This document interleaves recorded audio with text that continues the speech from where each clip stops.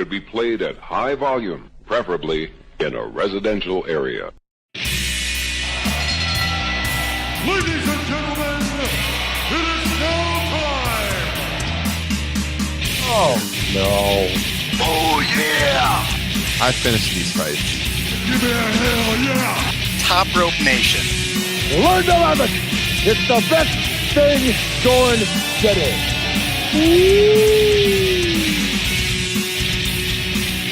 All right, wrestling fans, you didn't have to wait long. Top Rope Nation is back on the air. WrestleMania week is over. But like I said, we're here to break down everything going on in the world of pro wrestling. My name is Ryan Drosty of comicbook.com, joined here by Kyle Ross, Justin Joint making his return to the program. Justin, you might have been the smart one Sunday night because myself and Kyle, joined by Joe Dorian, stayed up really late talking WrestleMania after the show. And that was a hell of a long night. I thought it was a good show, but that was a long night. Welcome back to Top Rope Nation, Justin. What's going on? Yeah, I would have been completely, both because of being sleepy and probably having a few too many cocktails, I would have been completely incoherent. And I just like to thank Joe for coming in, taking my spot. And I would just ask that next time he's on the show and I'm not, that he not do such a good job, because it makes me feel small. We always love having Joe on. We got to get him on more often. Joe Dorian, if you're listening, I think I speak for all of us when I say we love you with all of our hearts and souls. Thank you for coming on the Top Rope Nation. It wasn't just any spot Joe got. The spot. My spot. Yes.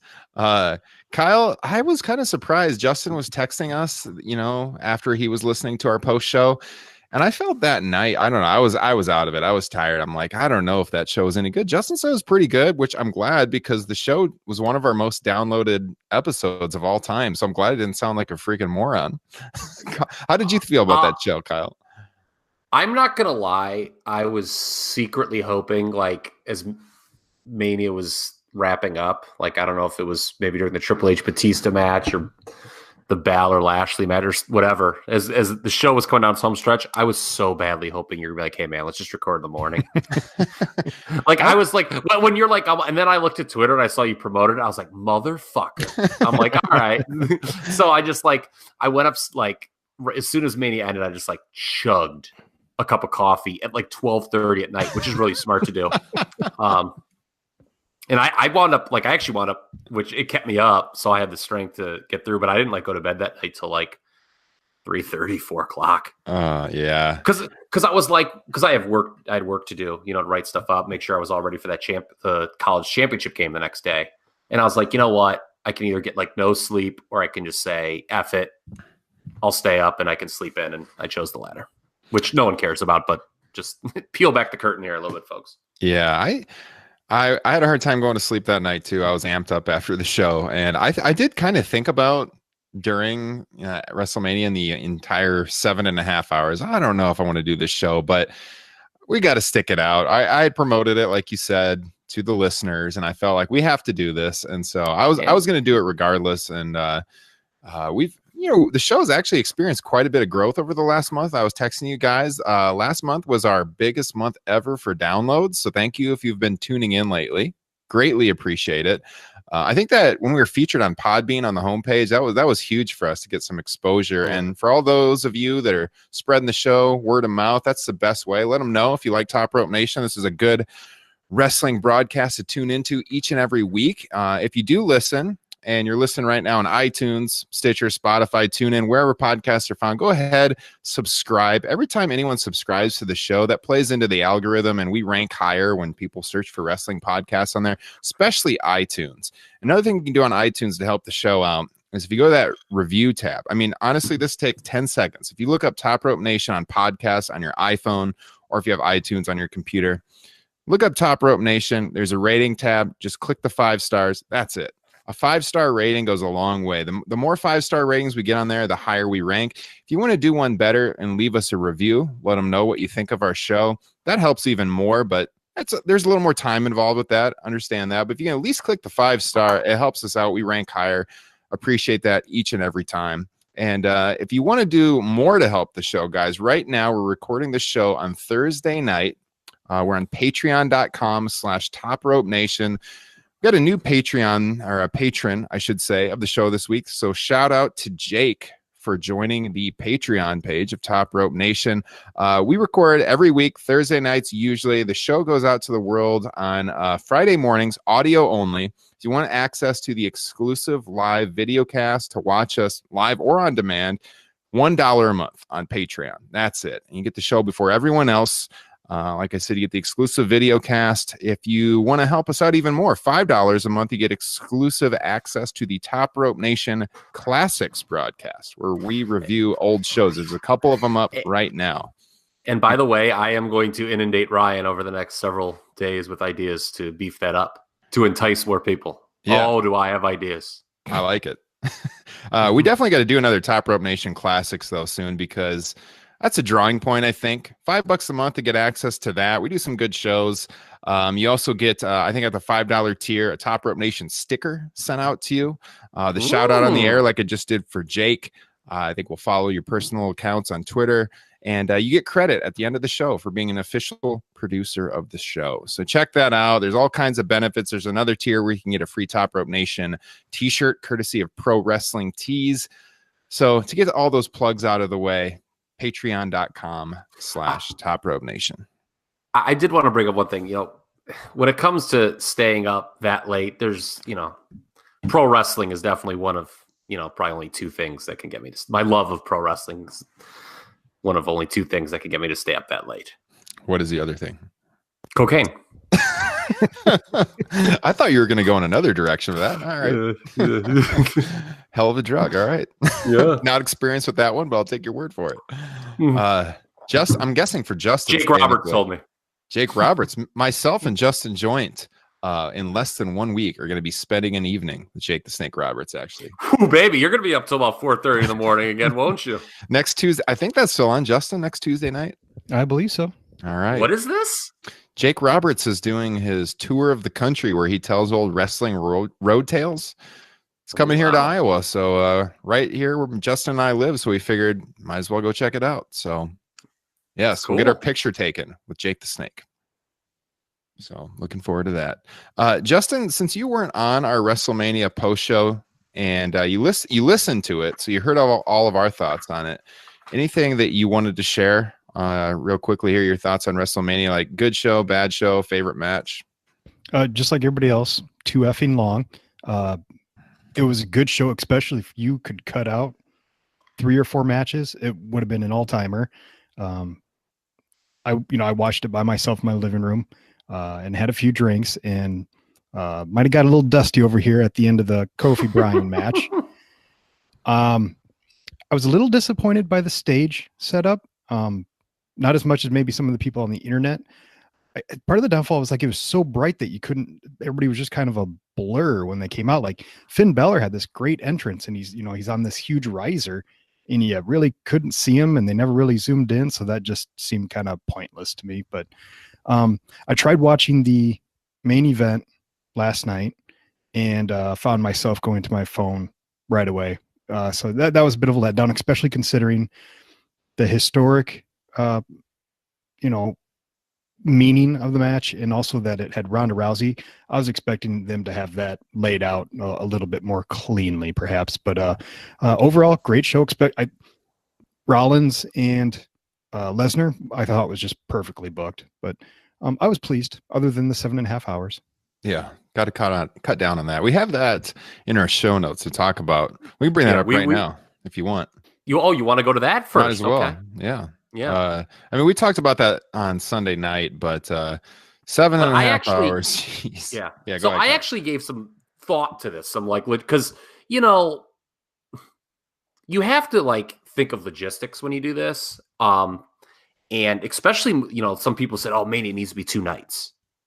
Well, moving forward, that's just not possible because when the SmackDowns move to Fridays, you literally can't. They've already got a decision to make when it comes to the Hall of Fame and TakeOver. Mm-hmm. Now, there was a story that came out today I saw making rounds that Vince, and this to me is not a shocker at all, after the Bret Hart fiasco, is considering limiting or just completely not having fans there at all. which I think is actually a good. We've all kind of in the past, I think, been pretty critical of fan behavior. That obviously what we saw last, with Bret Hart was way over the line. Nothing has ever compared to that. But I don't think the fans would be missed from that. I would at least like to see him go back to like the theater setting where it's a limited amount of fans. Because when I went in 2006 in Chicago at the Rosemont Theater, I think there's 2 levels there, and the lower level was pretty much all wrestlers and their family. Like, it was very difficult. There might have been a few fans on that level, but not many. And so any fans were up, to the second or third level or whatever. Maybe there's 3 levels. So first of all, there's no chance anyone could rush the stage because the fans just weren't on that level. Second of all, I miss the Hall of Fame feeling like a real award ceremony. When they're in a basketball arena or whatever, and you just have fans' t-shirts, kind of loses its luster a little bit. The tickets we had for the Hall of Fame in 2006 literally said like, something about good dress expected or something like that, to dress up for it. And because I had heard that. Yeah, I had heard that before too. When did they relax that? When they just decided to like, hey, we just want to sell a lot of tickets. Who gives a damn? Yeah, whenever it was, they started having it in arenas and they ditched the theaters. They can charge.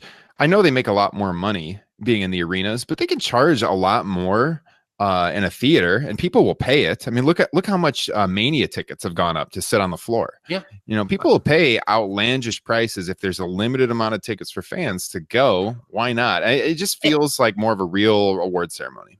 And isn't that the business model for pro wrestling today? Yeah. You have a smaller amount of people paying higher prices than ever. Yeah. I just hated it ever since they've gone to the arenas and you got the chants during the speeches and stuff. It's so annoying. That's bad. Yeah.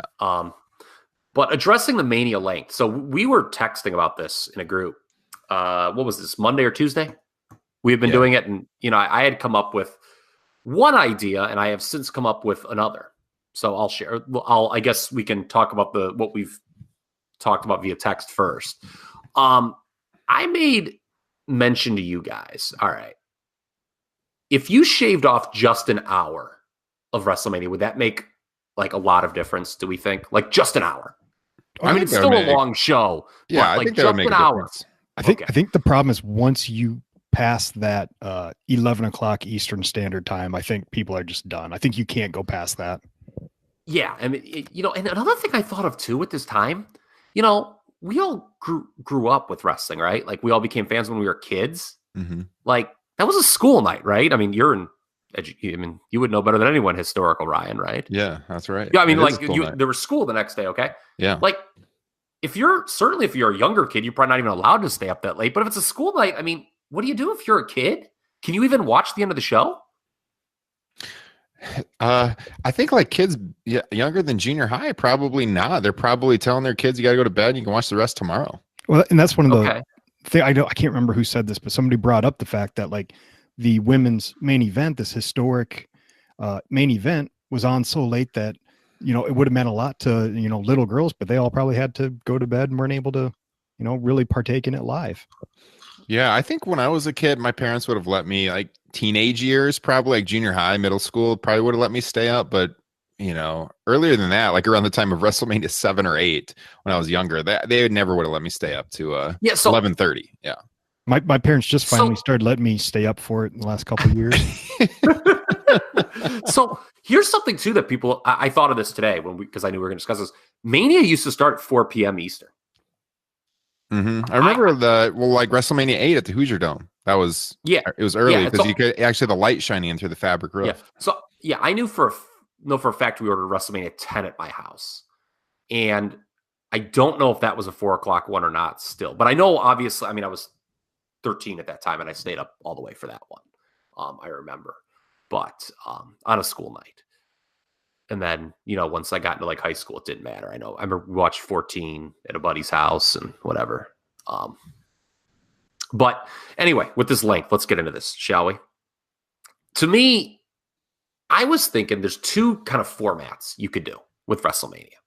One is the Mania 3 format, which is, you got 12 matches. So it's higher on the match count.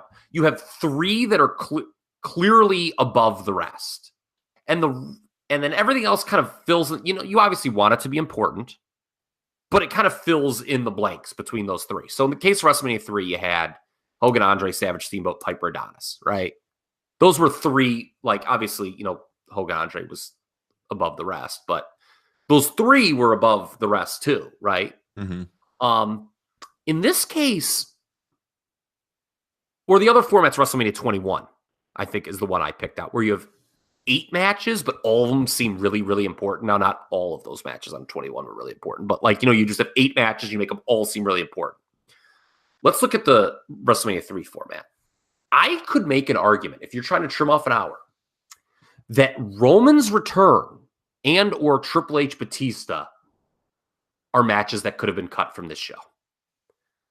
Now, some people are listening, what are you, crazy? And there are people smarter than me, perhaps, that could say, oh, it means so much more.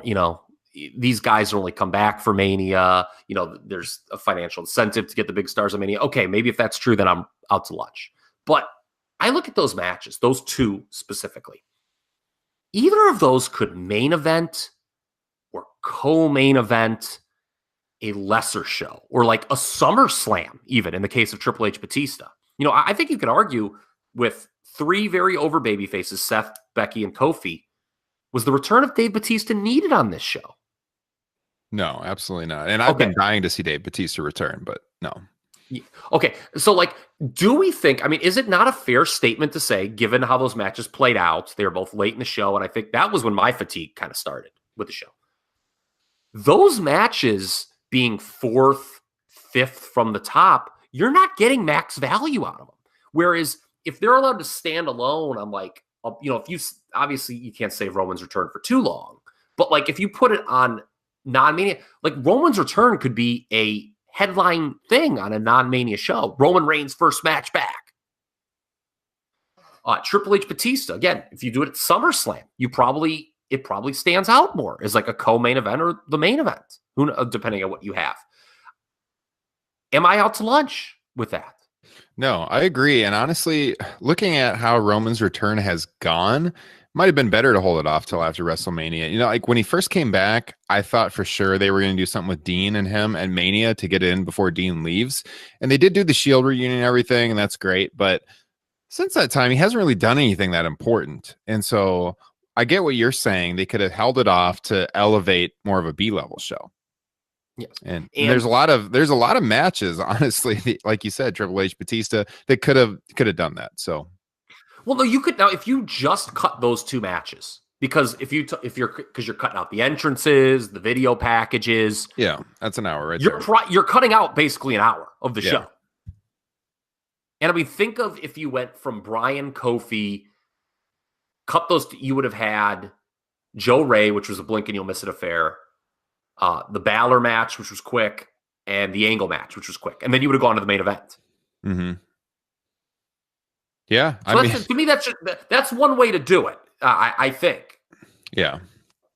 And I thought you raised a good point on the post show on Sunday night too. I think you talked about this. I don't know. I'm hazy. It was late, but we've either talked about it on the post show or you talked about it in the text thread. But the 2-night situation probably wouldn't work because then you get fans buying tickets in advance and they're pissed at what match they get their night. So okay, so let's transition. So people are like, oh, maybe you could do Mania over 2 nights. And then I'm like, well, it's not logistically a nightmare. We brought that up. Moving forward, like I just said a few minutes ago, you can't do it. There's just not room to do 2-night Mania. Mm-hmm. And the night after we had our big text thread, the light bulb went off in my head, over my head. You can easily do Mania over 2 or 3 nights. Raw, SmackDown. What if you saved some of the quote-unquote lesser matches for Raw and SmackDown? It's still a big, okay, obviously, no matter what you do, if people are not making Mania, they're going to be disappointed.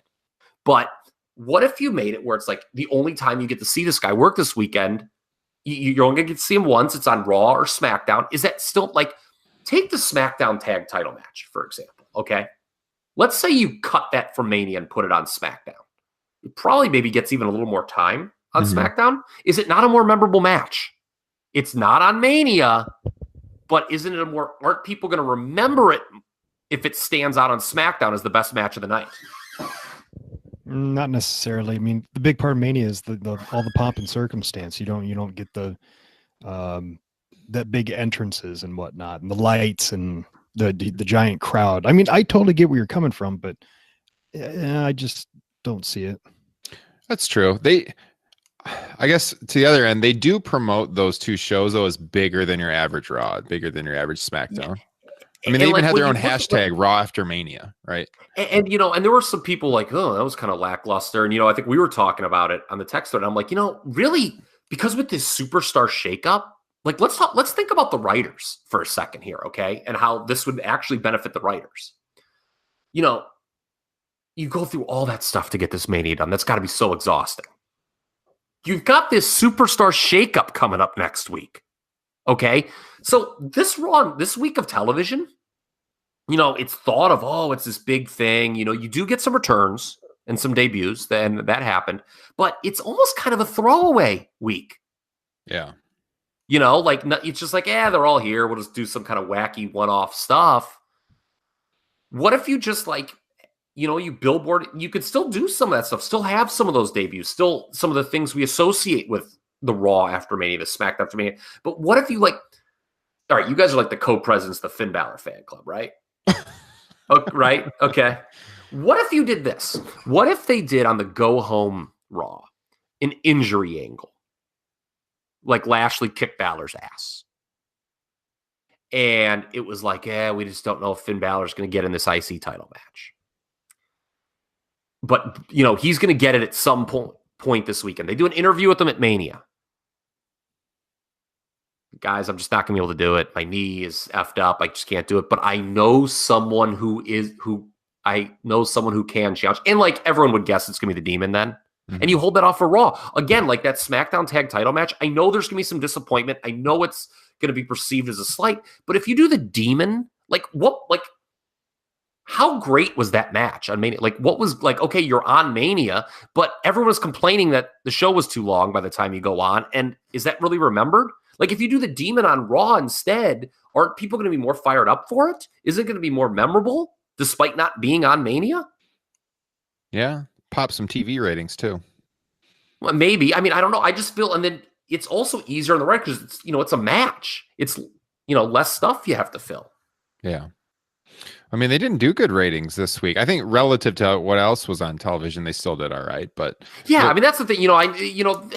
I'm kind of sick of this ratings discussion personally, because for all those years we were told, oh, WWE ratings are declining. Oh, this is big trouble for them when that TV deal's up. Oh, it's going to be bad news for WWE. And then what happened?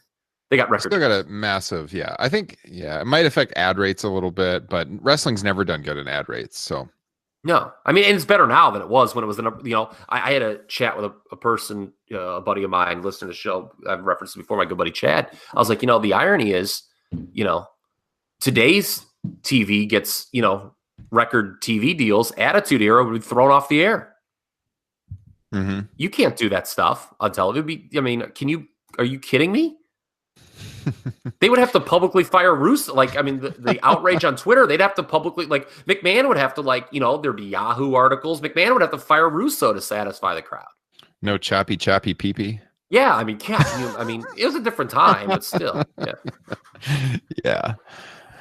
All right. Well, it's an interesting discussion. I think they got to change it next year because they got to, I don't know. There was a lot of complaints about it. Supposedly they did a focus group.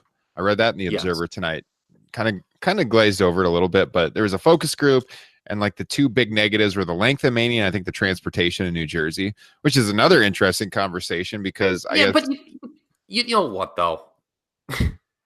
Okay, we're all smart people on this show, right? And I think the listeners are smart too. If let's say we all went to that show together, three of us, and I was like, hey, Ryan, we're going to get an Uber right after Mania. What would you have told me? Well, Justin and I did that last year, and we did have to walk a ways away from the Superdome to finally get one. We had several Ubers cancel on us until we finally got one. Really? We just walked to Bourbon Street and just figured it out. Well, I wish we would have done that, but we had our flight at 5 a.m. or whatever the next day. But still, we knew it was going to be difficult. You got to expect that. But it's interesting because New Jersey and WWE were blaming each other for the transportation situation. I mean, I will say public transit there is terrible. I've been to a football game at that stadium and it was awful. That's one of the reasons I had no interest in going to WrestleMania this year. But I don't know if that'll affect WWE going back there or not. We'll have to see. Well, apparently there was some bus. It was $14 round trip that some people had shared that was apparently lost on a lot of people. I mean, there were some people like, who had shared this. There was like this, the Port Authority or something like that had this $14 easy round trip bus that some people took advantage of. Apparently not a lot of people got that message. So there were ways, but I mean, man, I mean, that was, for me, you're right. That was one of the main reasons why I didn't go. I just figured transportation would be a nightmare out of there, but yeah. All right. Well, let's transition. I just want to say one more thing about the length. We could be, it may be a mood issue because like I joked about earlier, George Barrios, I mean, a big thing is getting people on that network watching stuff. What's the easiest way to do it? Make a show long. So, I mean, we may just be, spending a lot of wasted energy on this. You know what? You know where else that's a thing of long engagement? YouTube. Forgot to throw that in earlier. If you're watching on YouTube, there you go. Actually, not watching, but listening now, because if you're listening on YouTube, hit that subscribe button, guys. It helps us out. I had to get that out there. But no, let's transition a little bit here. We might come back a little bit to Raw and SmackDown this week in a second, but we've concentrated a lot on Mania and what's been going on there. I wanted to switch gears a little bit on some of the news that hit today, because we're, like I said at the beginning, we are recording this on Thursday night, and we're talking off air. There wasn't a lot to talk about until today, news-wise, and then all of a sudden, tons of news. So let's just throw it out there. First of all, Big E, injured, torn meniscus, minor surgery. He's probably not going to be out that long. Daniel Bryan, supposedly injured. We don't know how severe that is at this point, but that's obviously of concern. AJ Styles banged up at WrestleMania. We got Sasha Banks, possibly unhappy. Well, certainly unhappy, but we're not sure what's in her future here with what's going on in WWE. A lot going on, guys. First off, let's talk about the Sasha Banks situation. So, reportedly, Sasha, this is according to the Observer, and I've seen it several other places, unhappy over WrestleMania weekend when she was told that they would be dropping the titles to the Iconics. And her and Bayley were expecting a long championship reign to kind of legitimize the titles. I think the feeling was that the Iconics are kind of a comedy act and wouldn't do as much for the championships as that was Meltzer's words, just so we're clear. Yeah, that was Meltzer's words. To...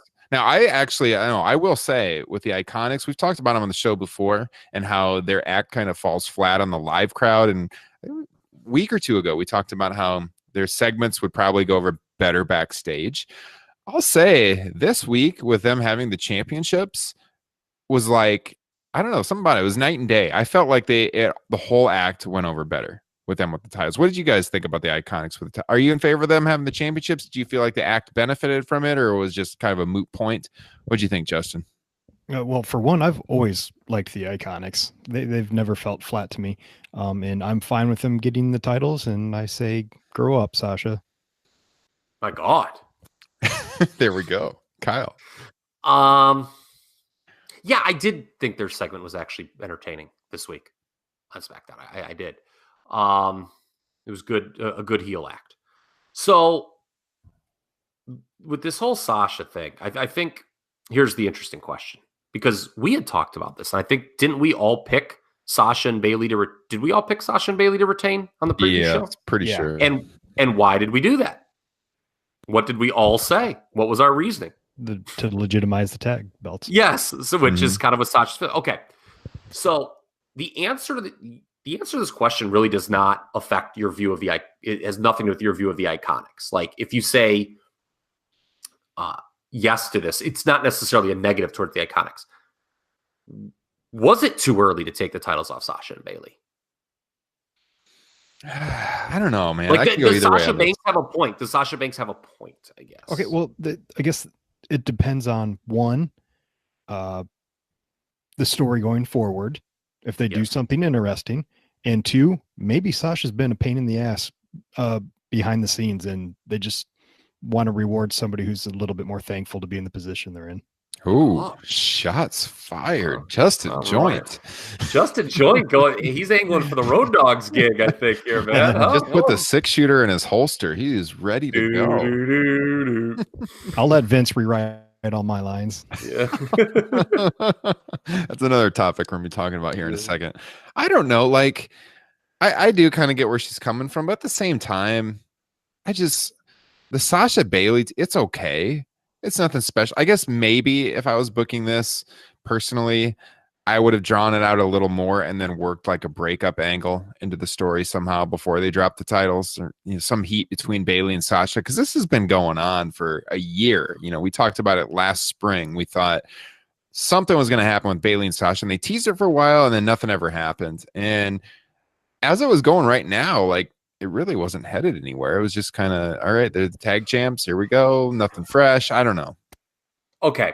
So a little foreshadowing when we get back to revisiting the Mania main event finish. This is something I'm going to bring up then too, but I can bring it up now. A lot of people, if you talk to somebody in creative, which I've done, or if you listen to like the Bruce Pritchard show, they'll always bring up their response to a lot of fan booking is, well, where do you want us to go from there? They've got all this TV. And by the way, my point earlier about Mania, maybe, like how you can stretch some of these stories. You don't have to jam it all into that one night. You can let some of this stuff breathe. I think this whole women's tag title situation is an excellent example. I think they should have done it Mania, just Sasha and Bailey against Natty and Beth Phoenix. And then they could have done the title win on SmackDown with the Iconics, like beating a fatigued, the Iconics were kind of waiting in the wings. That's a heel storyline. Mm-hmm. They could have challenged them. They could, like the week before, be like, hey, whoever wins, we get a shot, Raw, SmackDown after Mania. Yeah. Because let that breathe.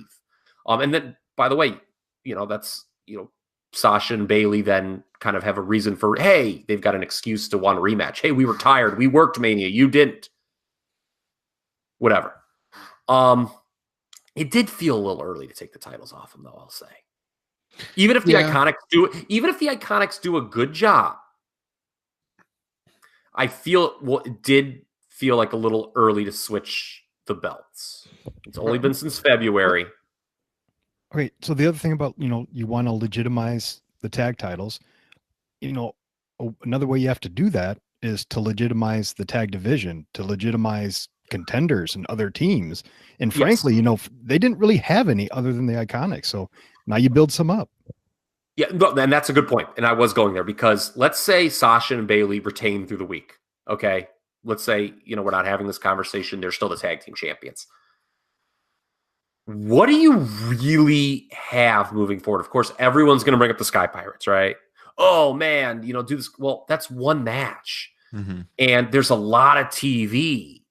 So this is one where I can see, I think we talked about this a lot in our Mania picks. By the way, I did pretty good with my Mania picks. Check out Wrestle Rumble.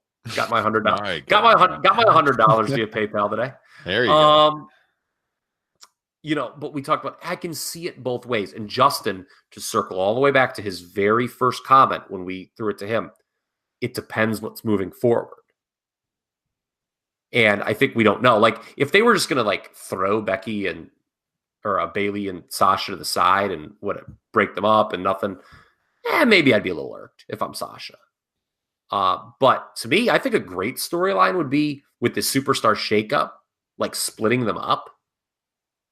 And there'd be this thing where at some point in the future, whenever, they've got one shot, a one night only team back up situation. And if they don't win the titles, then, they're never a team again. And, if they do, then they're champion. If they win them, they're champions again. I think the more I thought about this, I'm actually okay with them dropping the titles this early because kind of like you just said, Kyle, where are we headed? I don't really know where this Sasha was. Anyone that entertained by Sasha and Bailey as a tag team? Because I thought it was just it was there, but I didn't think it was particularly exciting.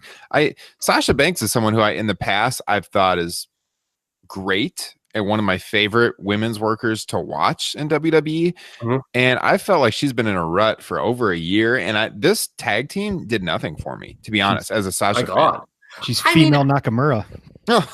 I'm not going to go that far, but she gives a far greater effort than him. Yeah, I'm not going to go that far, but like, I'm serious. The tag team of her and Bayley, like people joke online, Boss and Hug Connection. It's a lame name, whatever. But like, they've been together now and doing this for so long that if they just held the titles for like another 2 months, that might just make people tune out of the women's tag team division because it's not particularly interesting. I'm in favor of the title switch, elevating the Iconics who now seem more legitimate because of it, and growing the tag division.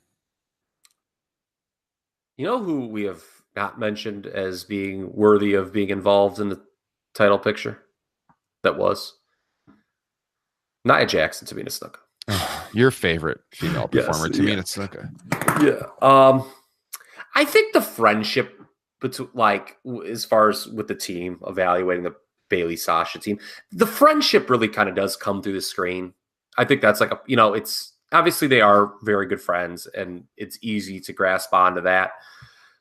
The storylines weren't always there. I mean, and you could kind of see two frustrated performers sometimes, which is not, kind of to Justin's point about, get over yourself.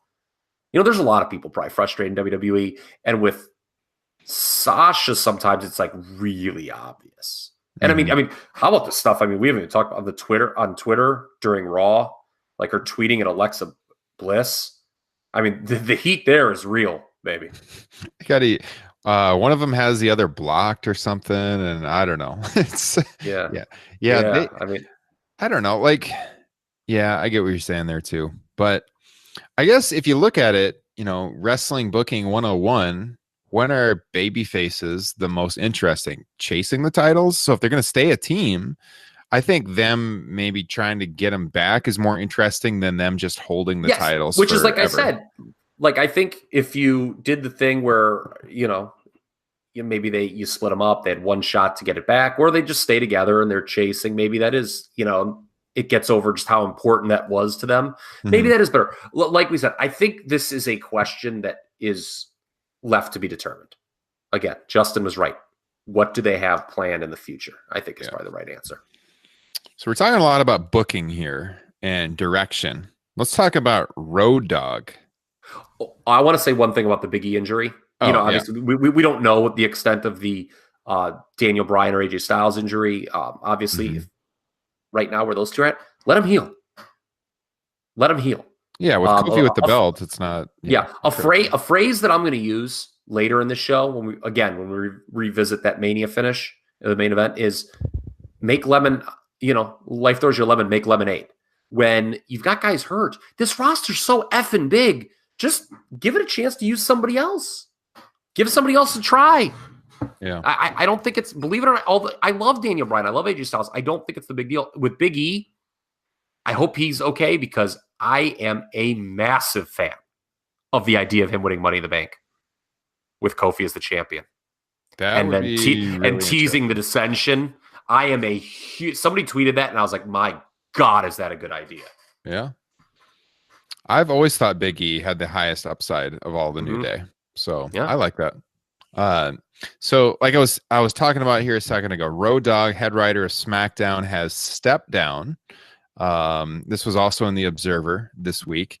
Road Dogg has been frustrated by the creative process, apparently working most of the time from home, I think in Tampa, Florida, Skyping into meetings at headquarters, working out a show, coming to SmackDown.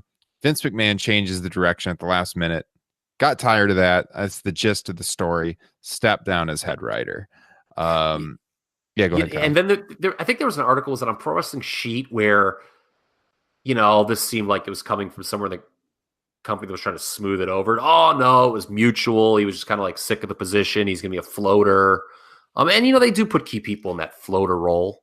But I can if the story of him being frustrated with the last minute changes to SmackDown is true, man, I can empathize with that. Because if you watch SmackDown, they always seem to have their shit together a lot more than the Raw side.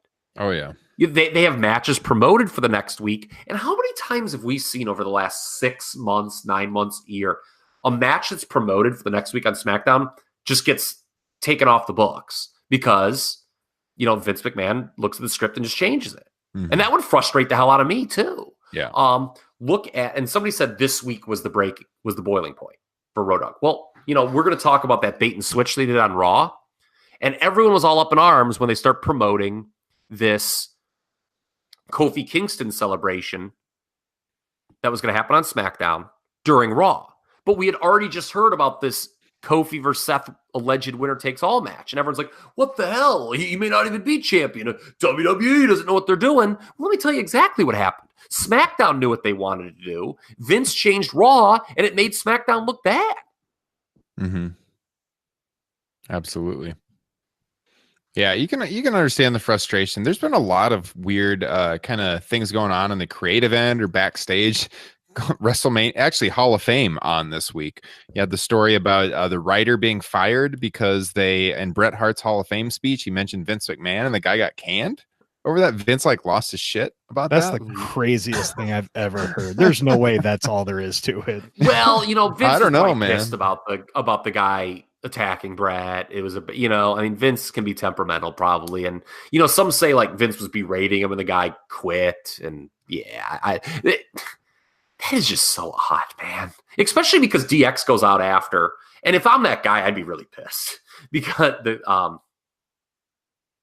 RD Evans. I'd be really mad because DX goes out and says Vince McMahon's name 20 times in their speech, and it's rubbing it in.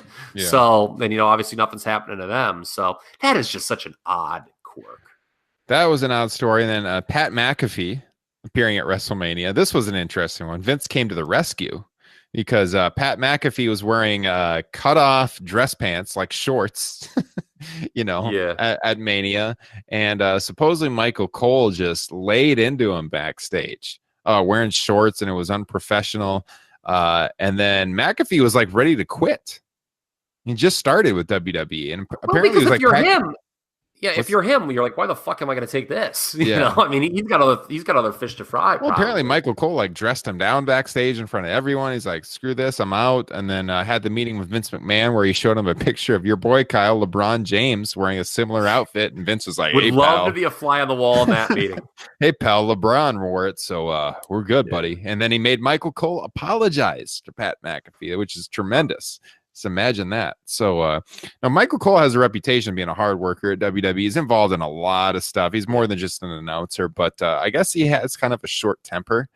And that's come out by who's the former NXT ring announcer. He's on Twitter. He's pretty vocal, criticizing the company, and he's said that before. But before we jump all over Michael Cole's ass here, well, I'm not going to jump all over him. Okay, good. Where do you think all this comes from? The stories, Michael Cole. Where Michael Cole being kind of rigid with, kind of how he rules the roost. Where do you think that comes from? From the top down? VKM? Yeah. Yes, from Vince. Mm-hmm. So, he probably has a directive. He probably thought what he was doing was right. He's probably, would you bet money that Michael Cole has been yelled at by Vince McMahon before in the past for allowing an announcer on air who looked less than professional? How much you want to bet that that's happened in the last 10 years? That's probably pretty possible. Yeah. So when you okay, I wasn't there. I don't know. But if you look at a guy in Cole's position, it's top down, man. I'm sure I know people who've worked with Michael and have had nothing but positive things to say about him. So, maybe in that role, he could be a little tough, but that to me feels top down. That's not Michael Cole's maybe it's what his personality is now, but I don't think that's Michael Cole is this all-time hard ass who thinks everyone should be wearing 3-piece suits and, going left, right, left backstage. That's something that has been drilled into his head over a period of time. And, that's kind of, how he reacts now. Yeah. So, yeah, like we said, a lot of crazy stuff going on. The injuries, questionable what's going on with AJ Styles, Daniel Bryan, the writing situation in flux, at least on SmackDown, the writer fired at the Hall of Fame. So I don't know. It all kind of comes back to WrestleMania weekend, which was a pretty notable weekend, obviously. And the finish of the main event is continuing to make headlines. Kyle said we're going to circle back to that, and we are. So the reports now, there was a lot of reports circulating out there. Was that the planned finish? Was that not the planned finish? The story is it was the planned finish, but the move, the crucifix pin, was not done right, where Rousey's shoulders were not down the whole time. And the referee, whose name escapes me right now, counted the 3 count. And that's the botch, was him counting it despite the move not going off correctly, even though that was the planned finish. Referees, I guess, in WWE are trained to not count the 3 count if someone gets out. He did, and he got fined for it. But you got to understand from his perspective, like, this is one of the biggest main events the company has ever promoted, the first women's main event. He doesn't want to mess it up. I mean, I don't know what I would have done in that situation. I probably would have counted the 3 count too, despite the shoulder being up, because they've had botch finishes all the time in this company. I know it's WrestleMania. Oh, but if you're in his shoes, we'll come back to that, folks. Yeah, if you're in his shoes, like, what are you going to do? That's the planned finish. You count the 3 count and you go. I mean, plus they can easily, we talked about in the Mania post show, they can easily work this into a storyline whenever Rousey returns, you know, if she does return. I guess that's not guaranteed, but she's under contract for 2 more years. All of her guaranteed appearances, I think, were like this year, though. I mean, it leaves you so many options down the line for the singles match with Becky. I don't see the problem. It sucks they find the guy. I think that's bullshit. But I think anyone in his position would probably have done the same thing. So, Kyle, go ahead. What are your thoughts? Okay, with the ref acting the way he did, is this an instance of the, you know, how WWE is more scripted than it's ever been right now? You know, everything is laid out to a T. Is this a negative byproduct of that, where, you know, people don't have that instinct now? Like, you know, like a ref maybe in years past he just wait. You know, you just wait till the shoulders are down to count. You know, it doesn't matter what the time cue is, or that, you know, her shoulders are supposed to be down on the move. You just freaking wait the one side. Like, you know, there have been I feel a lot of, you know, not always. I mean, there's pros and cons to how scripted WWE is these days. But to me, this is kind of on the con side. When, you know, just if you let a natural instinct take place, I know he's probably nervous, but you just wait till the shoulder's down. Yeah. You know, I mean, rather than just, okay, I have to count 3 as soon as, you know, the move's done, you know, just use your instincts. Yeah, it's such a big moment, though. Like, I empathize with the referee. Go ahead, Justin. Some of it could be put on Ronda Rousey's inexperience, because maybe a more experienced wrestler would have known, oops, my shoulder came up. I need to, like, legit kick out of this now. Mm-hmm. Well, oh God, can you imagine if they would have, like, altered the finish? They wouldn't have known where to go. I'm sure they've been working this match, like, practicing it and everything. Yeah, that would have been, I mean, because you can't repeat the spot. So, I mean, they would have had to come up with something. So, all right. Remember our good friend Andrew from the Matt Men podcast came on, and he said how sometimes it's sort of silly how these things grow like wildfire on Twitter. Mm-hmm. I kind of feel, and I'm going to go back to what you said a few moments ago, Ryan, with that, but, like, you know, like, people are going to, like, what, like, I hope this isn't the legacy of this match, that the finish was botched. I really do. Because, like, this is a rhetorical question. Remember Stone Cold Steve Austin? Who the hell is that guy? Yeah. I remember, here's another rhetorical question. Remember WrestleMania 14? Okay. Yeah. Okay. Do you remember the finish of that match? This is actually not a rhetorical question. The non-legitimate referee counting the pin? Well, not just that, but Mike Tyson delivering the fastest 3 count this side of Teddy Long's heel turn at Clash 6. Nobody talked I mean, you know, like, I feel like, again, we talk about 2019 versus the past. I feel like people would be bitching nonstop about that count if it happened today, Mike Tyson, but nobody talks about it. Mm-hmm. Part of that's because Steve Austin went on to become a huge star. And so to me, if Becky Lynch, like, goes on to become the star everyone hopes she is, this is a footnote. Yeah. And like you said, and I said earlier, when life throws you lemon, make lemonade, man. You now have not 1, but 2 easy ways to build for one-on-one matches out of this 3-way. You know, again, where do we go from here? I think this finish gives you 2 with Ronda. she can use the shoulder claim a la Andre at WrestleMania, kind of that. Remember, it was kind of a different thing with Andre and Hogan at WrestleMania 3, but, Andre thought he had the 3 count, and he used that as a way to build a rematch. Well, you could do the same damn thing here. And with Charlotte, not getting pinned, I didn't lose that match. So you have 2 pretty easy one-on-one situations moving forward. I personally did not love the finish. And I think it goes back to the fact that match, we had this discussion on the post show. It's a little of both, but I think it was slightly more about the historical nature of the match than making Becky necessarily the female Steve Austin or the face of the company. Now, it should be, to the latter, it should be pointed out, Becky Lynch has 2 titles. So that's kind of like a big deal too. So it is a little bit of both. Yeah. I'll tell you how it's not a big problem is the night when I watched the show, I automatically assume it was planned. So I didn't really come off that bad. Just thinking as a knowledgeable wrestling fan, I assume that's what they were supposed to do to build to a rematch one day. So I don't get the anger behind it or finding the guy. It came off fine. Justin, as you watched it, because you weren't on our post show, what did you think of that finish? I thought it was a mistake that the ref, or like I said, Ronda Rousey's inexperience, they just didn't catch it. I assume that was the finish. And I totally agree with you guys. That makes for great storytelling going forward. I think the problem is that historic first ever women's main event and you have a fluky ending. That's the problem. It's just, you don't need an exclamation point like a Ronda Rousey tap out, but I think you needed at least a period. Yeah, like I said, I was not a huge fan of the finish per se. I think you could have done something more dramatic, but I'll counter with this though, in terms of some people oh, Becky should have tapped them both, or one of them should have tapped. If somebody taps, okay, what do you do with them moving forward? If Ronda tapped to Becky clean, what do you do with her? What's her comeback story then if she does come back? Mm-hmm. There's stories there, man. Come on. This is professional wrestling. I know. Or Charlotte, though. Because here's the thing. Fans are going to, if you go to the one-on-one match, then, okay, Becky versus Ronda or Becky versus Charlotte, what are fans going to be? Oh, this is boring. She already tapped out to him. Why are they doing this match? That's what they're going to say.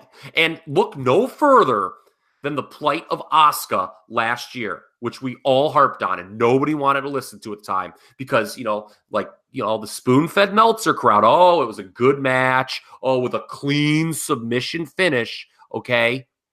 Asuka has not been the same since tapping clean last year at WrestleMania. And people were like, oh, it's this, she should be beating Carmella. No, that Carmella stuff, man, that was just water under the bridge at that point. Her tapping to Charlotte the way she did, it killed any interest in a rematch with Charlotte, and she has been slotted a level below the top women ever since. Mm-hmm. So, Meltzer, you need to learn 2 things. Tapping is for pussies, and you shouldn't be wearing light-colored jeans in public. Oh, that's fantastic. Yeah. Especially, I really hate when baby faces tap, too, for the record. Yeah, no, I agree. I think this gives them more direction. They could have gone other places with a tap out finish, but this leaves more options on the table right off the bat. So, before, what do we think about Lacey Evans as the first Becky? Challenger? So I tweeted about this the other night at Historical Ryan. I love it, honestly, I missed it. Yeah, because I saw people on Twitter saying stuff like, what are they doing? Where's Naomi? Where's Asuka? I'm thinking Naomi? Yeah, I know. And I'm thinking what the hell are you thinking? I have seen those matches so many times. I would much rather see Becky Lynch wrestle Lacey Evans right now because it's a fresh matchup. I want to see that because I'm interested because I haven't seen it constantly. So I don't have any problem with that. I love it. I think it's a great direction for her to go right off the bat. Justin? Yeah, to me, it feels like it's too early to just Becky defeat Lacey Evans. But you also don't want to put the title. I don't think you put the titles on Lacey Evans yet. No. And so, when you guys were talking, I think this was on our pre-show, I was like, well, what do you do if it's a unifying title match? how do you split the belts up? I mentioned, one pay-per-view, you have to have Becky defend it twice. Maybe Lacey Evans wears her down so that she loses it to whoever she faces in her next match. Yeah. I think that's good. That's a really good point by Justin, because I feel the exact same way about the feud. Like if let's say they do the match at Money in the Bank, the next pay-per-view, okay? You don't want to beat Lacey in her first big match. No. But at the same time, I think it's way too early for Becky to lose, one or certainly both titles. So there would be a booking conundrum there. I'm with you, Ryan. I really like the segment on Raw. I really like the pull apart. I didn't like it as much on SmackDown. It felt redundant. It felt like, because I know it's her finish, the woman's right, but I kind of like how Becky didn't go down on it. It caught her by surprise, but she still came across as pretty badass when she came back and the pull apart. The whole SmackDown thing, she didn't address it in her promo. And then she got just caught with it from behind. Mm-hmm. So it felt like redundant, and she should have been if I'm Becky Lynch, the character, and I'd been punched and getting this pull apart Monday, the night before, I'd probably talk about it and address it on Tuesday. I thought it should have been a deal. Again, maybe I'm picking nits. She should have called Lacey to the ring and say, I dare you to punch me to my face right now. And Lacey, like a good heel, wouldn't do it. Mm-hmm. Just, food for thought. I feel like you got to do some kind of schmaz finish because, like you said, you don't want to beat her right off the bat, but you also, I think you get Charlotte involved. You keep Charlotte off television until this match happens, and she does some kind of run-in. And she ends up screaming at Lacey Evans, like, this company thinks any good-looking blonde can step into my shoes. I'm Charlotte Flair. Becky, you didn't beat me. I'm the one that should be in this title match, and you work that in somehow. That way that, Lacey doesn't lose clean. I think you can go about this a number of ways, but that's not a bad way. Yeah, that's not bad. Yeah. So... but overall, I like it. I think it's fresh, and that's something to keep this Becky momentum going. So. And I think the whole thing, did you guys see their exchanges on Twitter, Becky and Lacey? I think I saw a little bit, but yeah. Okay, well, it was good. It was good because Becky's like, oh, great, they're sending out the new Charlotte after me. Because you had made the comment via text, Ryan, to me. It's like, did Becky's promos just kind of seem a little too much? Hey, she was so badass and all the build up to Mania, and it was kind of and she had reason to be obviously happy, and they were pretty standard babyface promos, but her promos kind of did have a tone. Particularly the second night was like, hey, it's just so much fun to be Becky Two Belts. Becky Two Belts. This kind of comedy, yeah. Yeah, and I think a character like Lacey challenging her kind of brings the edge back to Becky's character. So that's another positive. All right, let's before we circle back to the bait and switch on Raw, and then I want to hit on AEW a little bit with the TV situation, and kind of close with the new VICELAND documentary series, which I just had a chance to see last night. Justin Joint, you were at my house the other night. We watched the G1 Supercard together. You left this fine silver bullet in my refrigerator. That looks mighty tasty right now. I think I'm going to crack this open, my friend. So do it. I'm gonna owe you about 75 cents for this. Oh yeah, they're worth far more than that. Better than Miller Lite and Bud Light. That's true. I would rather drink Coors Light. That's true, but Miller Genuine Draft maybe better. I don't know. High Life, PBR is better than all of them. PBR, I would agree. PBR is probably my favorite, all those cheap beers. But let's talk about the bait and switch. So Monday night, you got the unification match advertised. Kofi and Seth, obviously done to try to keep people tuned in. Like people like Kyle Ross, who had interest in the national title game that night. Oh, baby, thank God for overtime. We stole that cover. There you go. We stole that cover. Shout out to Virginia, the Who's. Had you all the way. You ever need any betting advice? Hit him up at TRP Kyle on Twitter. There you go. Yeah. But God, I actually passed out a little bit towards the end, and I saw they blew the lead, and I was like, "Oh, you got to be kidding me!" Well, you didn't miss much on Raw because we had the match interrupted all night long. People are on Twitter; they're expecting a big NXT call up, like we've gotten used to in the past, and instead we get the bar.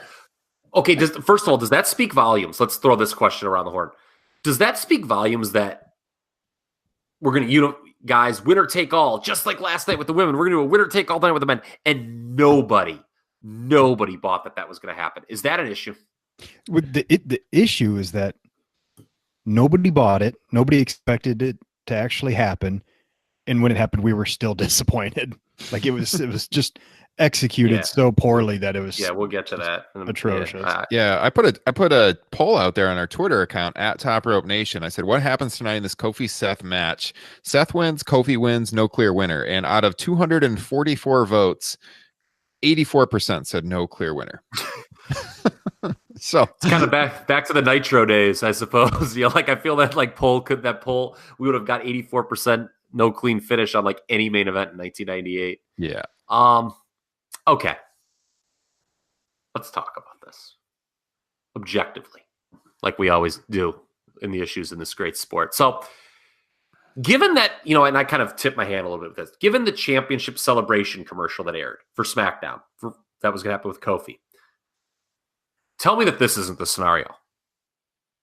Vince didn't like the script for Raw, knew he was going against the College Hoops Championship game, and wanted something big. Somebody, him or a writer, comes up with the idea of unifying the titles. We're going to unify the titles, pal? No, of course we're not going to unify the titles. So the problem is how you get out of it, okay? I mean, first of all, do you think that's how it went down? That given that SmackDown was advertising this Kofi celebration, that this was clearly a day of Vince McMahon's switch? Yeah, I could buy that. Yeah. Okay. All right. To Justin's point, 100% agreement. Having the bar come out to interrupt was weak. Even if they have the history with Kofi and the storyline was tied up on SmackDown. And then trying to do a tag match was out and out tone deaf.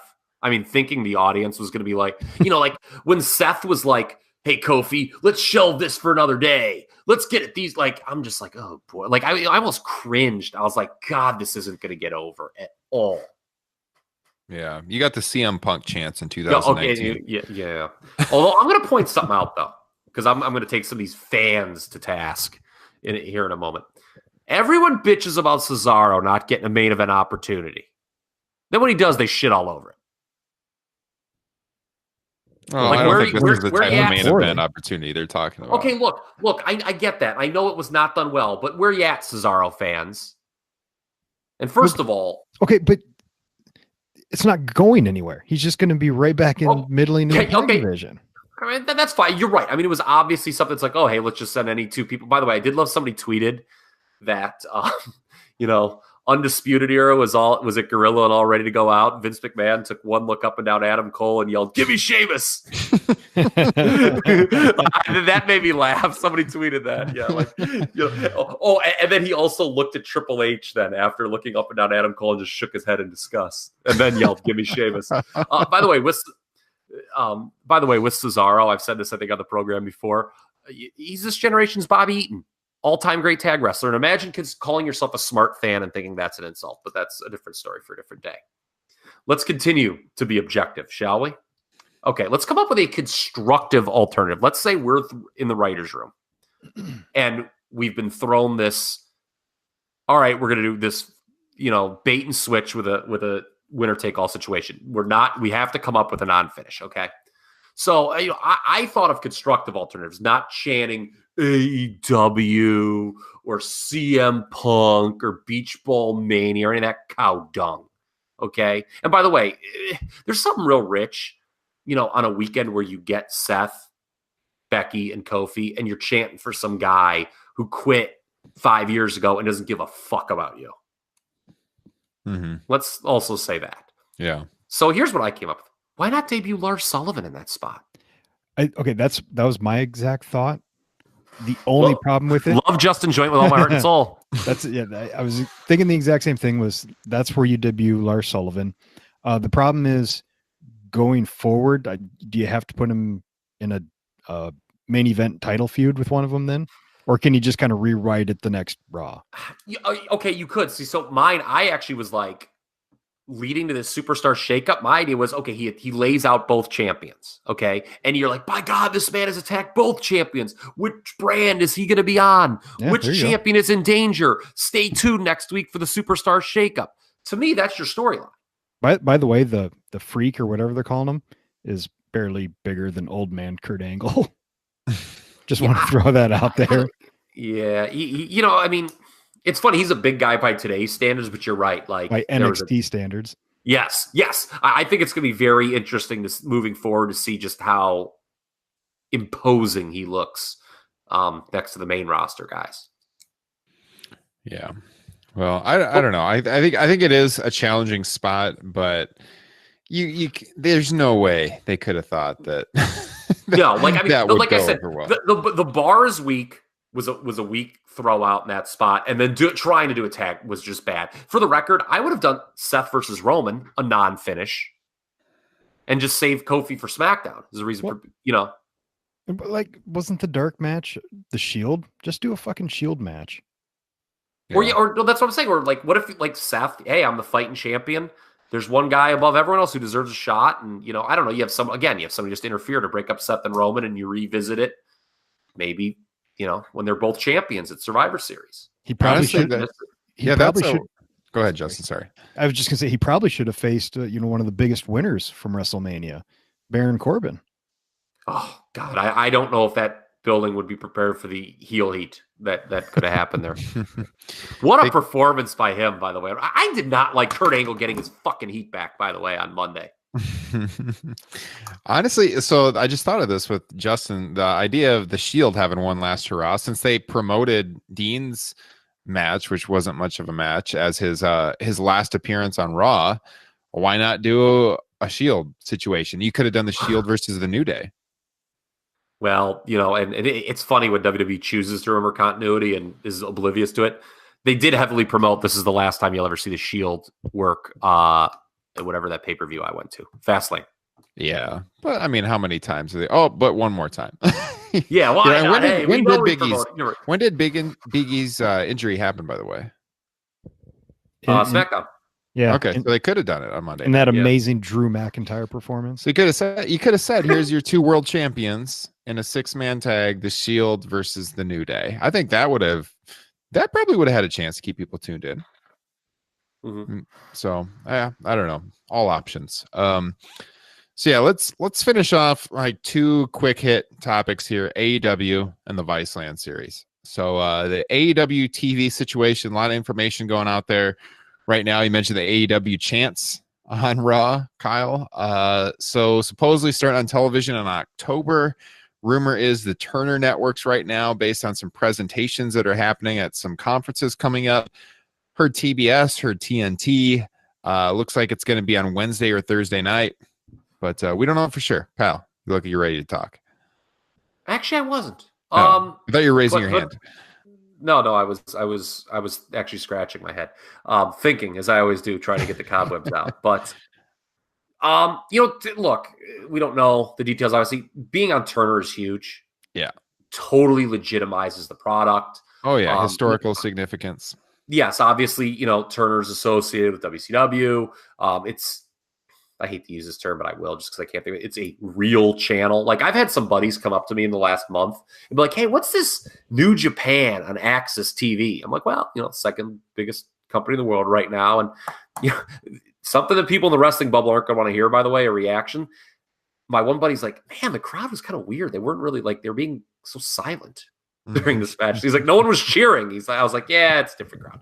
But, so it's not Access. I mean, God bless Access TV, but Turner is, TNT, TBS are way bigger deals. Everyone gets those channels. Everyone's familiar with them. Meltzer referenced the NBA contract TNT has. And he mentioned Tuesday. I think they do have games sometimes on Tuesday, but they always have games on Thursday. Yeah. So, I mean, that's a thing, too, that they would have. I don't know if TNT would be the spot for them.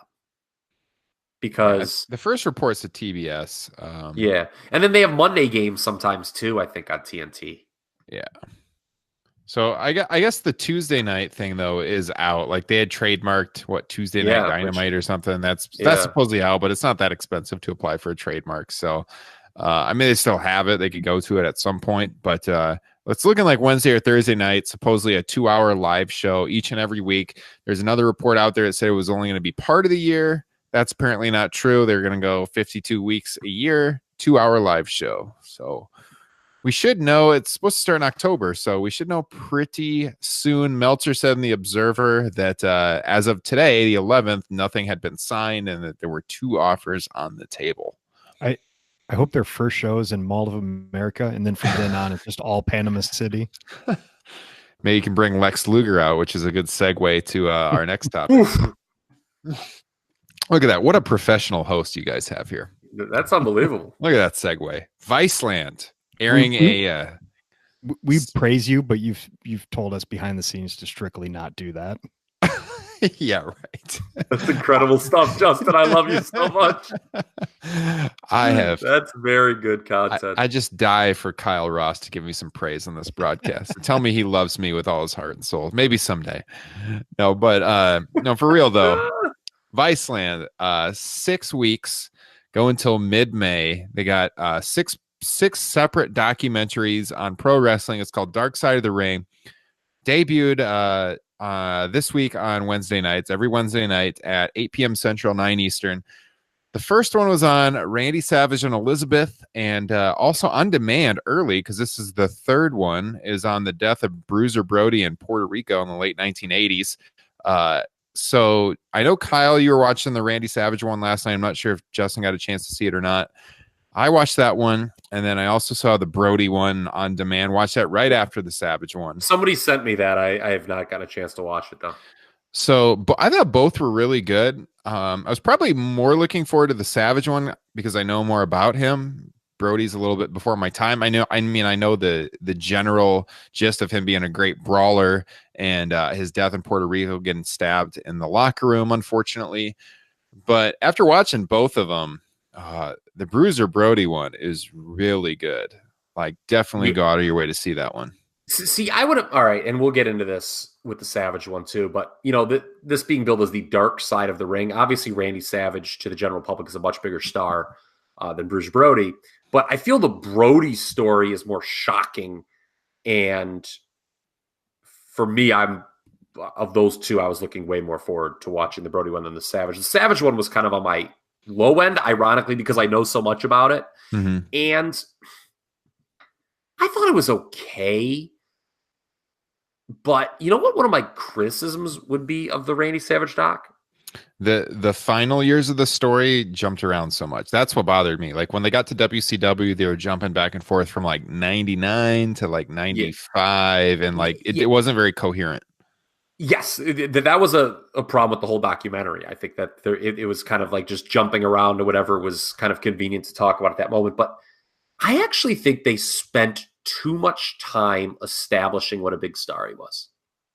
Because I think if there's 3 pro wrestlers in history that you don't need to spend that much time establishing they were big stars to the general public, Randy Savage is probably one of them. Like, even if you don't know pro wrestling very well, the Macho Man's a guy you've heard of. Everyone and so, knows like, him, yeah. I think his WWF storylines, they actually spent too much time on that. And when I was done with it, I was like, that was okay as an hour. And I think if you didn't really know much about the story of Randy Savage and just wanted to spend an hour learning about it, it was useful in that regard. But I just kind of felt it was there. Like, okay, he became a big star. They had some issues. They both died. Yeah, I like the Savage one, but I'm a huge mark for Macho Man. I'll fully admit it. Randy Savage headlined the first live event I ever went to in the 1980s, and I can't get enough of the Macho Man, so I was really looking forward to it. But yeah, I knew most of what was on there. I mean, there was some like family photos shown that I had never seen before. That was actually the old school photos was the highlight for me. Both. Linda, Linda Bolea is sometimes I thought she was kind of annoying, but some of the photos she had, particularly the one of Vince on the diving board, was a hoot. Yeah. And the old Memphis stuff was great too. See some of that on TV. Mm-hmm. Yeah. So, I mean, I enjoyed it. It's worth watching, but I would definitely say the Brody one in particular is really, really good. And they got a lot of interviews with Tony Atlas on there, who was there that night of the stabbing and witnessed the stabbing happen. He's the guy that took Brody to the hospital in Puerto Rico, and he tells some really good stories about.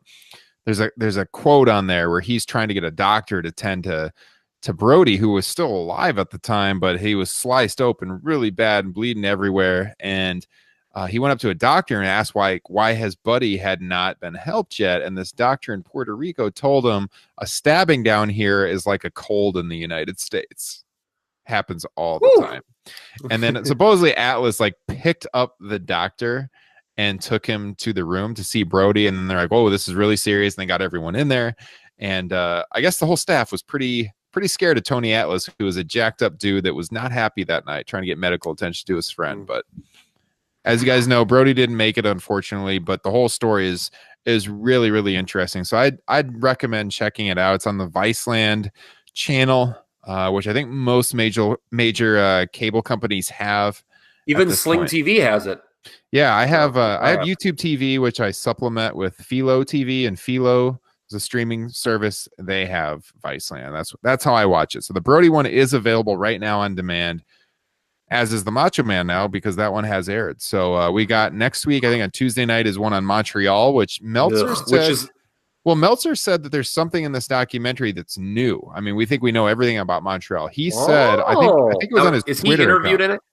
Is he in this one? I'm not sure, but it was either on his Twitter account or on the Observer boards. I saw him say something like there was one piece of information on this one that was new that nobody knew. So I guess that's your enticement to watch it. So okay, yeah. For me, that was the one I was looking for to the least. I have a lot of Montreal fatigue.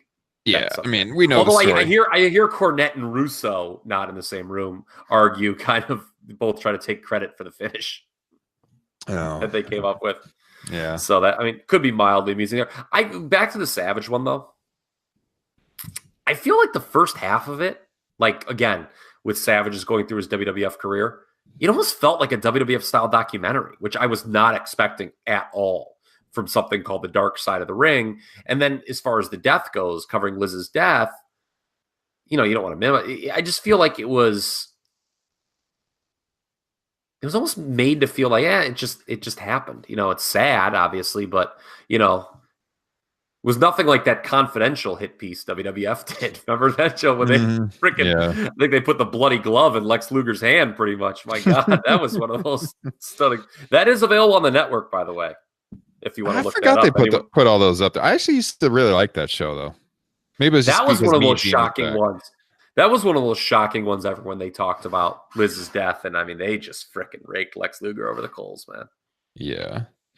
I'm trying to see, because I know it's 6 episodes. So I'm looking up right now what the 6 episodes are. It's Montreal, Brody, Von Erichs. That's right. Moolah, and Gino Hernandez. Yes, that is right. Gino Hernandez is another one because, he's not like a major name who's had a lot of stuff done, is what I'm looking forward to a lot. Love Gino Hernandez. Yeah. So, yeah, definitely check it out. Worth watching. Anything else for the cause, guys, before we wrap up episode 93?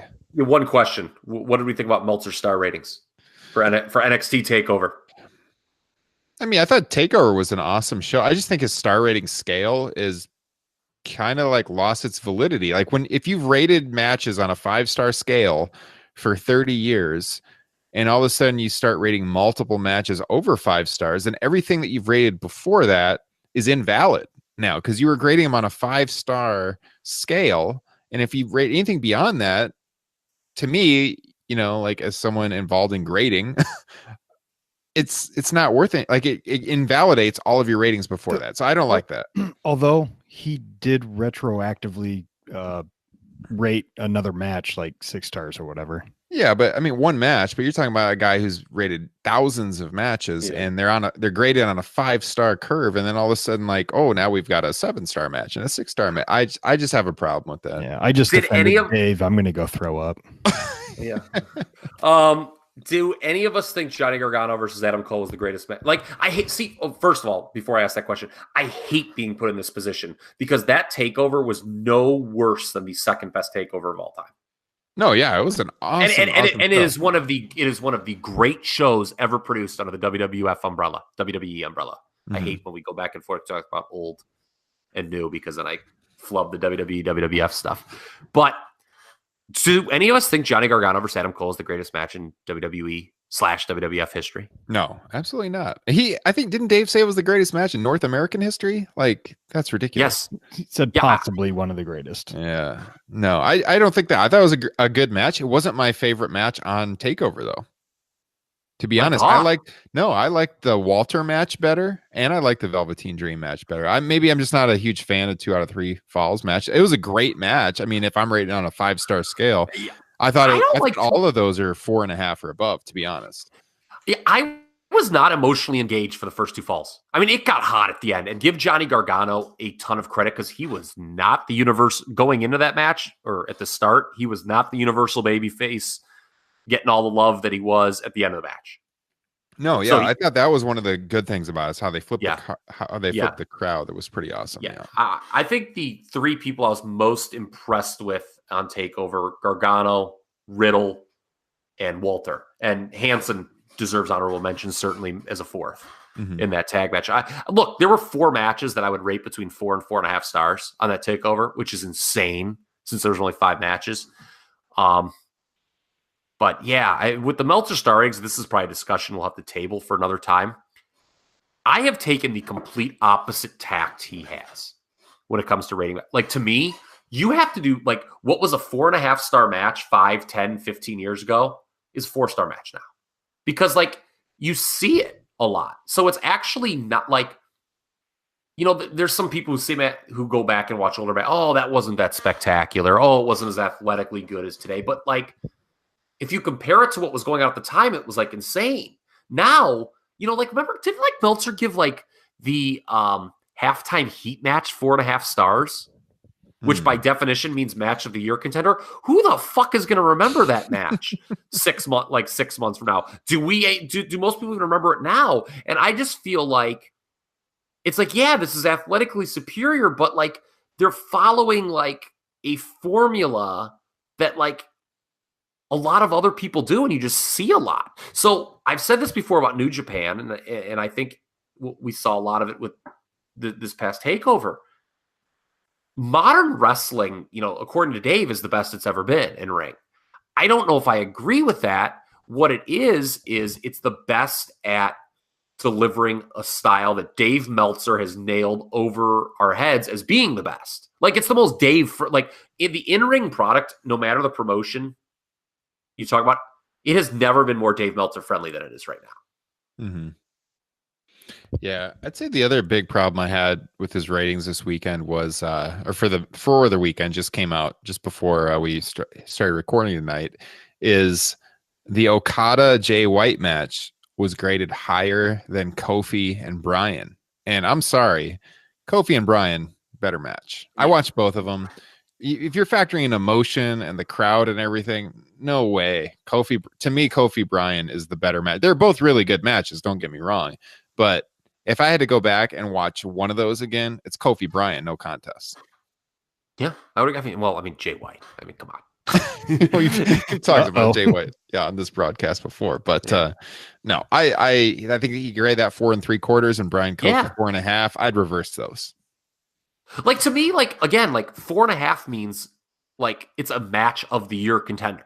There can only be so many. Like, I know, like, I just think Dave is grading matches still based on an old scale, like you know, like a 90s or early aughts scale. Like, oh my God, if this match would have happened in the night, you know, my God. And yeah, it would have. But like, you know, what's a good example of this is like, you know, a match that I know is near and dear to Justin's heart, the Pillman Liger match from Super Brawl 2. There have been a lot of talk about that. It's like, you know, compared to modern matches, junior high, it's not that spectacular. And it's not, I mean, the moves that of today are obviously blow it away. But the thing is, no one saw anything like that in 1992. I mean, some people had, but 95% of the people that watched that match had not seen Jushin Liger's work in New Japan yet. That was the gateway match to the New Japan juniors for most people. I'll tell you what, this podcast has seen some growth lately, and Kyle Ross talking about that match, I'm kind of seeing some growth right now too. Oh, here we go. Oh my God's sake. I'm just thinking again about earlier, we talked about Top Rope Nation Classics, our Patreon exclusive show, and we've mentioned it before, Super Brawl 2. We got to do that one, I think. Maybe that's the next one on the agenda. We got to hit record some weekend. Yeah. or like Ray Psychosis would be another example, right? Like for most people, that was their gateway to Lucha. They had not seen AAA before. So like, yeah, like those like athletically and moveset wise, those matches have been surpassed. But like if you rate them in their time in the proper context, like those matches were insane in their time. Whereas now, you know, you see these like for instance, the tag match that opened Takeover, the War Raiders against Black and Ricochet. I guaranteed, and like it's so weird feeling this now, and I hate it. I'm like, oh, I'm going to be low on the star ratings for this because. You know, like giving it 4, like I saw some people, you know, I was in a different chat with some other buddies. They're like, oh, this is one of the greatest tag matches I've ever seen. I'm like, man, the tag match that opened the NXT UK takeover was better than this. And, you know, I hate having to like demonize these matches that are very good. But like when we're just throwing out, like that was not a match of the year contender. Match of the year contender. Who would vote for that match as the best match of the year? When the year's over, no one's going to pick it. Not one person. Mm-hmm. No, yeah, I agree. I think Dave's star rate. I like to watch for him just because it's interesting to me. And we were talking about before they came out. What do you think Dave's going to rate these matches? It's always worthy of discussion. You know, Dave is a top journalist and everything, but I think they've taken a hit. He's a tastemaker, and it used to mean a lot. But you know what it is? Like it's particularly with New Japan. So this is really, we can end on this because no one's going to have any answer for this. But so there's this group I like, okay? VOCs, probably 99.9% of the people listening have never heard of this group, okay? And if you don't really want a modern twist on psychedelic music fused with punk, it's probably not your thing, okay? But I bring them up because like people who really like that group, when somebody who wants to get into them is like, oh man, what's a good VOCs album? What's their good songs? Fans will inevitably say, all of them. And that's like this horrible barrier to entry. And I feel that's what Meltzer is with New Japan, where it's like, if you're trying to like, if you're lagging behind, you just see this like insane rating. And it's like, I got to watch all of this. I honestly feel he does a disservice to the New Japan product. I'll stand by that remark. Yeah, I'd just say if someone's getting into New Japan, just watch the Tokyo Dome main events for the last several years. Just one from each year. Mm-hmm. You got the good foundation right there. I mean, you're going to get a lot of Tanahashi and Okada, but hey, that works. Yeah. So, all right, guys. Hell of a broadcast this week. Always a pleasure. A lot to talk about. I think we had even more on our agenda than we got to, but we got more shows. We touched on most of it. Yeah. Yeah. There was some takeover taping stuff. Did you guys check that out? I haven't even seen that yet. No. Okay. Well, do you not want to be spoiled? I can. Well, you can. I don't really mind spoilers. If you guys mind spoilers, tune out right now. Or guess what? This will be the end of the show anyway. Yeah. It looks like they're heading to an Undisputed Era breakup, or at least teasing it. Interesting. Yeah. See, I would have brought them up to the main roster as a group. So maybe they were spetting. I'm telling you, Vince looked Adam Cole up and down and said, "Give me Sheamus." That is interesting. Well, guys, it's been a pleasure. Episode 94 coming up next week. Hit us up on Twitter at Top Rope Nation. We're approaching that 100, the century mark. So I actually looked at the calendar, and I believe the week of May 30th is when we will hit episode 100, unless we have like a 2-episode week again like we did this week. We're doing 1 episode a week. The week of May 30th will be episode 100. I think we're going to do something special. I was thinking for listeners of the show, I'm going to set up a line they can call into, and leave like a congrats type thing. Tell us what you like about the show, and then we'll just kind of play them in sequence. That would be kind of cool. So if you guys like the show, we're going to have a line set up so you can wish us well on 100 episodes coming up. Maybe I'll do the show nude. Entice Patreon supporters to join the video feed to see Kyle Ross with no shirt on, twirling his chest hair with his fingers. Yeah. Yes. Maybe he'll bring back the American flag sunglasses from years gone by. Yeah. Oh, they broke. Oh, man. I was hammered. I was hammered and they broke. Eddie Gilbert glasses are gone. Yeah. Oh, no, I have those still. I have those ones. Those blue ones. Those the blue ones. Those. Yeah. Yeah.